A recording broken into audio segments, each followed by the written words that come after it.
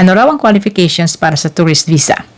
Actually, requirements po ang ating sasabihin at hindi qualifications. Una, kung ikaw ay may mag-i-invite sa iyo, kailangan meron siyang invitation letter and support letter na nagsasabing siya ang sasagot sa gastos niya. Another requirement po, or sabihin natin qualifications din, ay kailangan meron kang home ties sa Pilipinas o sa bansang aalisan mo. Your family, anak mo, asawa mo na iyong babalikan, ang iyong trabaho, ang iyong properties, ang iyong community affiliations mo kung meron man, mga business, at iba pa na pwede mong ipakita na babalikan mo sa Pilipinas.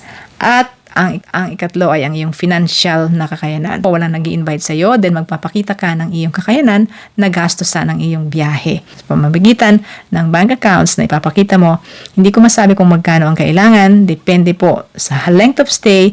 Si Ate Menchi from Toronto. Thanks for watching.